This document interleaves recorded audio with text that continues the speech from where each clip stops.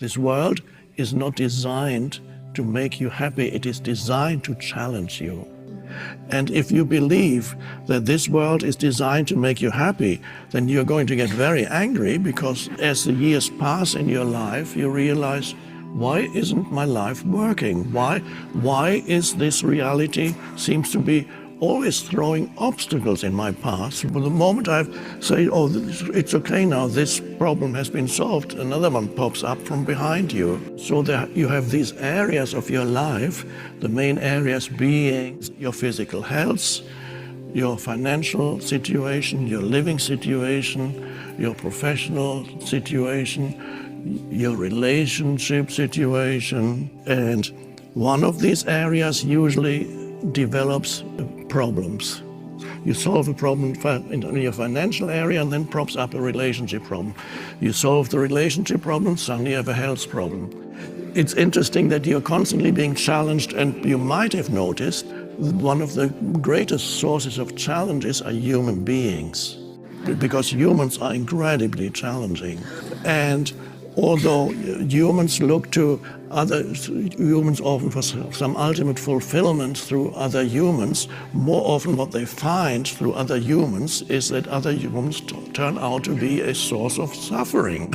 And that is because you're stuck in the egoic mind, and you have the egoic mind has certain expectations of the world, which includes whatever you experience in this world, has certain expectations that the world cannot meet. But if you believe that the world should, then that is a delusional reality that you will be continuously unhappy. The world continues to challenge you, but you believe the world is here to make you happy. That's a terrible dilemma. So it means all your expectations are delusory, but you don't know it, and that creates an enormous amount of suffering, because then every challenge that you encounter in this world, and they come one after another, every challenge that you encounter in this world, you then, because of that underlying expectation that something is wrong when you're being challenged, every challenge is then turned into unhappiness. There's a big difference between a challenge and unhappiness. So when you have delusory expectations of the world, then the world will make you unhappy and not happy, but you continue to believe that something has gone fundamentally wrong in your life, because life does not leave you alone. And you want some peace, you want you want a sense of, I've arrived, this is it. And occasionally it comes, but it never lasts for very long. So that's the dilemma. There's the underlying state of ignorance, not knowing that the function of this world is to challenge you, because only by challenging you does it provide the necessary incentive to awaken you. And it is, you notice after a while that as you gradually begin to awaken out of the unconsciousness, which is the complete identification with the conceptual egoic mind, you begin to realize that, oh, a lot of the unhappiness that you experience, and unhappiness is a generic term that could be many, many things. Even a state of irritation is already unhappiness. Sadness is unhappiness. Anger is unhappiness. Any state that doesn't feel good is unhappiness. Any state of unhappiness, you begin to realize that the greater part of it is not derived from the situations in your life.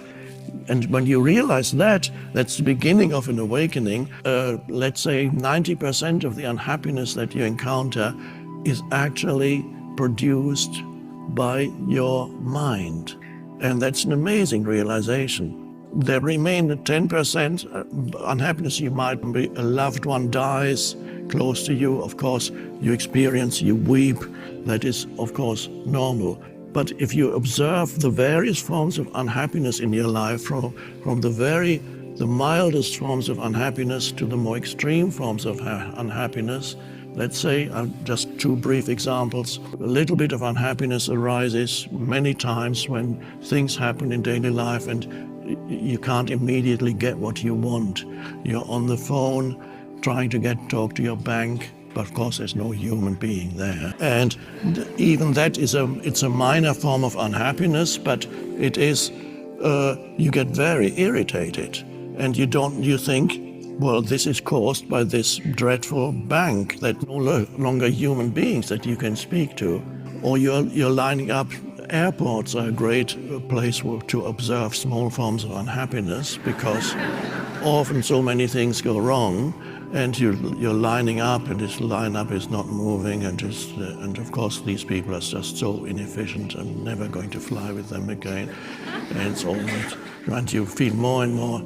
And in any of these situations, if you observe, okay, unhappiness is arising, is it really coming from the situation, or is it coming from the way in which I speak to myself about the situation? Does it derive from the mental commentary about the situation, or is it the situation?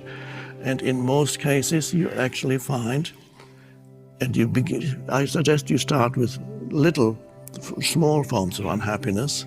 You will find that the unhappiness is derived from the narrative, is derived from your self-talk in the head.